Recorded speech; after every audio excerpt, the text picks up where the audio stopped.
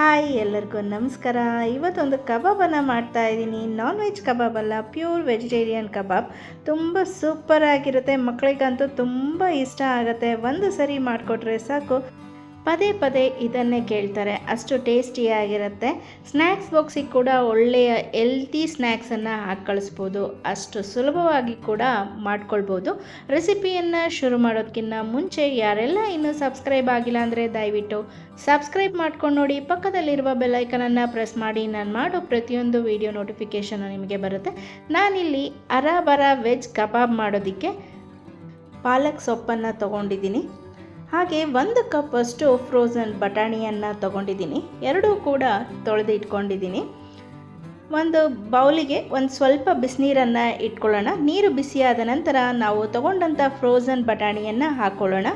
ನಂತರ ನಾವು ತೊಗೊಂಡಂಥ ಪಾಲಕ್ ಸೊಪ್ಪನ್ನು ಕೂಡ ಹಾಕ್ಕೊಳ್ಳೋಣ. ಸ್ವಲ್ಪ ಪಾಲಕ್ ಸೊಪ್ಪು ಬಿಸಿನೀರಲ್ಲಿ ಬೆಂದ್ಕೊಂಡ್ಲಿ, ಹಸಿ ವಾಸನೆ ಕೂಡ ಹೋಗುತ್ತೆ ಇದರಿಂದ.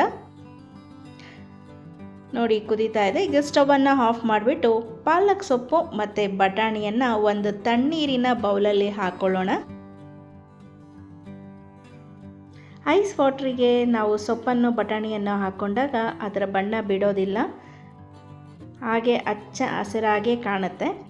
ನೋಡಿ, ಈಗ ತಣ್ಣಗಾಗಿದೆ ಅಲ್ವಾ, ಇದನ್ನು ತೆಗೆದುಬಿಟ್ಟು ಒಂದು ಮಿಕ್ಸಿ ಜಾರಿಗೆ ಹಾಕ್ಕೊಳ್ಳೋಣ. ನಾನು ಮೊದಲಿಗೆ ಇಲ್ಲಿ ಬಟಾಣಿಯನ್ನು ಹಾಕ್ಕೊಂಡಿದ್ದೀನಿ, ನಂತರ ಪಾಲಕ್ ಸೊಪ್ಪನ್ನು ಹಾಕ್ಕೊಳ್ತಾ ಇದ್ದೀನಿ. ಸ್ವಲ್ಪನೂ ನೀರಿರೋದಾಗಿ ಚೆನ್ನಾಗಿ ಗಟ್ಟಿಯಾಗಿ ಹಿಂಡ್ಕೊಂಡು ಹಾಕ್ಕೊಳ್ಬೇಕು ಪಾಲಕ್ ಸೊಪ್ಪನ್ನ.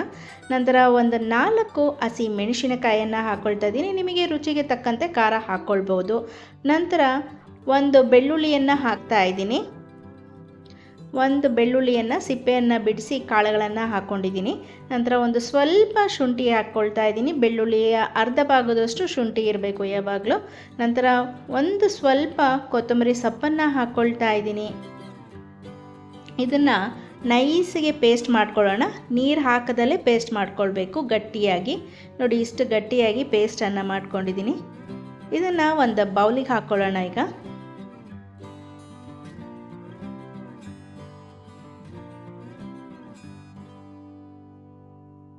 ಬೌಲಿಗೆ ಹಾಕ್ಕೊಂಡಾಯಿತು.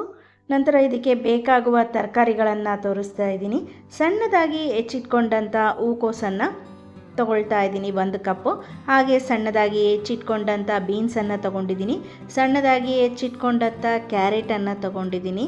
ಹಾಗೆ ಆಲೂಗಡ್ಡೆಯನ್ನು ಬೇಯಿಸ್ಬಿಟ್ಟು ಸ್ಮ್ಯಾಶ್ ಮಾಡಿಬಿಟ್ಟು ತೊಗೊಂಡಿದ್ದೀನಿ. ಹಾಗೆ 1 ಕಪ್ಪು ನಾನಿಲ್ಲಿ ಪನ್ನೀರನ್ನು ತುರಿದು ಇಟ್ಕೊಂಡಿದ್ದೀನಿ. 1 ಕಪ್ಪು ಸಾಧಾರಣ 200 ಗ್ರಾಮ್ ಬರುತ್ತೆ ನಿಮಗೆ.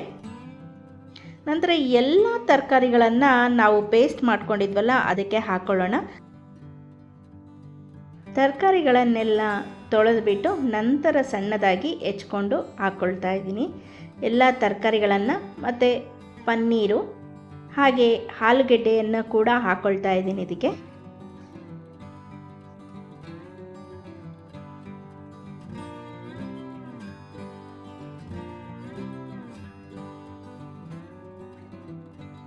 ಸ್ವಲ್ಪ ಪುದೀನ ಸೊಪ್ಪನ್ನು ಹಾಕ್ಕೊಳ್ತಾ ಇದ್ದೀನಿ. ನೀವು ರುಬ್ಬೋದಕ್ಕೆ ಬೇಕಾದರೂ ಹಾಕ್ಕೊಳ್ಬೋದು. ನಂತರ 1 ಚಮಚದಷ್ಟು ಜೀರಿಗೆ ಪುಡಿಯನ್ನು ಹಾಕ್ಕೊಳ್ತಾ ಇದ್ದೀನಿ. ಅರ್ಧ ಚಮಚದಷ್ಟು ಗರಂ ಮಸಾಲ ಪುಡಿಯನ್ನು ಹಾಕ್ಕೊಳ್ತಾ ಇದ್ದೀನಿ. ಅರ್ಧ ಚಮಚದಷ್ಟು ಚಾಟ್ ಮಸಾಲ ಪುಡಿಯನ್ನು ಹಾಕ್ಕೊಳ್ತಾ ಇದ್ದೀನಿ. ಆಮ್ಚೂರ್ ಪುಡಿ ಬೇಕಾದರೆ ನೀವು ಇಲ್ಲಿ ಉಪಯೋಗಿಸ್ಕೊಳ್ಬೋದು. ಹಾಗೆ ರುಚಿಗೆ ತಕ್ಕಷ್ಟು ಉಪ್ಪನ್ನು ಹಾಕ್ಕೊಳ್ತಾ ಇದ್ದೀನಿ. 1.5 ಚಮಚದಷ್ಟು ಕಡಲೆ ಹಿಟ್ಟನ್ನು ಹಾಕ್ಕೊಳ್ತಾ ಇದ್ದೀನಿ.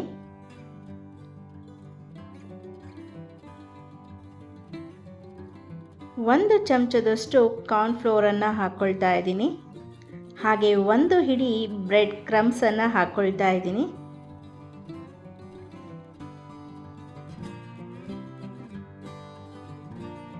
ಎಲ್ಲ ಚೆನ್ನಾಗಿ ಕಲಿಸ್ಕೊಳ್ಳೋಣ.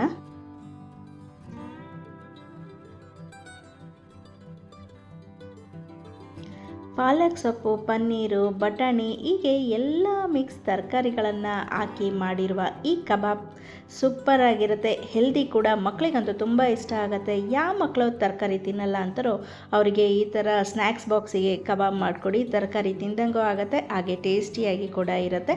ಎಲ್ಲ ಕಲಿಸ್ಕೊಂಡಾಯಿತು. ನೋಡಿ, ಉಂಡೆಗಳನ್ನು ಕಟ್ಕೊಳ್ತಾ ಇದ್ದೀನಿ.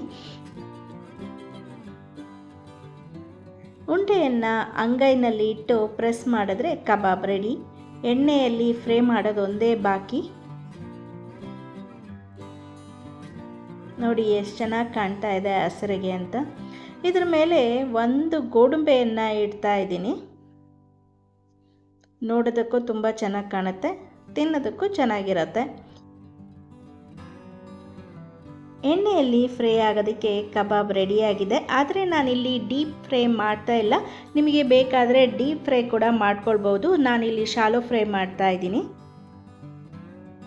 ಸ್ಟವನ್ನು ಆನ್ ಮಾಡಿಕೊಂಡು ಒಂದು ಪ್ಯಾನ್ಗೆ ಸ್ವಲ್ಪ ಎಣ್ಣೆಯನ್ನು ಹಾಕಿಟ್ಕೊಂಡಿದ್ದೀನಿ. ಎಣ್ಣೆ ಕಾದ ನಂತರ ಒಂದೊಂದೇ ಕಬಾಬ್ ಪೀಸ್ಗಳನ್ನು ಹಾಕ್ಕೊಳ್ಳೋಣ. ನಾನಿಲ್ಲಿ ಶಾಲೋ ಫ್ರೈ ಮಾಡ್ತಾ ಇದ್ದೀನಿ. ಎರಡು ಬದಿ ಒಂಬಣ್ಣ ಬರುವ ಹಾಗೆ ಬೇಯಿಸ್ಕೊಳ್ಬೇಕಾಗತ್ತೆ. ಫ್ಲೇಮು ಮೀಡಿಯಮ್ನಲ್ಲೇ ಇಟ್ಕೊಂಡ್ರೆ ತುಂಬ ಒಳ್ಳೆಯದು. ಎರಡೂ ಕಡೆ ತುಂಬ ಚೆನ್ನಾಗಿ ಬೇಯುತ್ತೆ, ಒಳಗಡೆ ಎಲ್ಲ ಚೆನ್ನಾಗಿ ಬೆಂದಿರುತ್ತೆ. ಫ್ಲೇಮ್ ಐ ಮಾಡಿಕೊಂಡ್ರೆ ಮೇಲ್ಗಡೆ ಮಾತ್ರ ಕಪ್ಪಾಗತ್ತೆ, ಒಳಗಡೆ ಬೆಂದಿರೋದಿಲ್ಲ.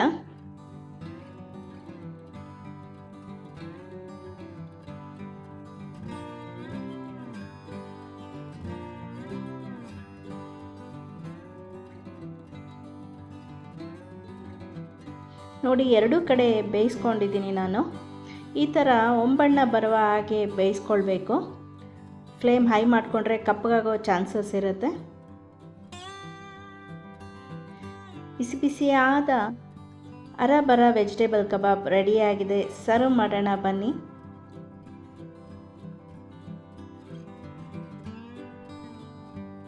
ಪುದೀನ ಚಟ್ನಿ ಅಥವಾ ಕೆಚಪ್ ಒಳ್ಳೆಯ ಕಾಂಬಿನೇಷನ್ ಅಂತಲೇ ಹೇಳ್ಬೋದು. ಮಕ್ಕಳಿಗೆ ಒಂದು ಪ್ಲೇಟಲ್ಲಿ ಕೆಚಪ್ ಹಾಕೊಟ್ಬಿಟ್ರೆ ತುಂಬ ಖುಷಿಯಾಗಿ ತಿಂತಾರೆ, ಅಷ್ಟು ಚೆನ್ನಾಗಿರುತ್ತೆ ಟೇಸ್ಟು.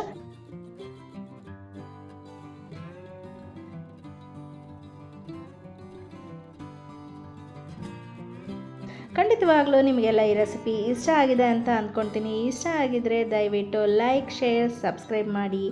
ಕಮೆಂಟ್ ಮಾಡೋದನ್ನು ಮರಿಬೇಡಿ. ನಾನು ಮತ್ತೊಂದು ಹೊಸ ರೆಸಿಪಿಯೊಂದಿಗೆ ಸಿಗ್ತೀನಿ. ಧನ್ಯವಾದಗಳು.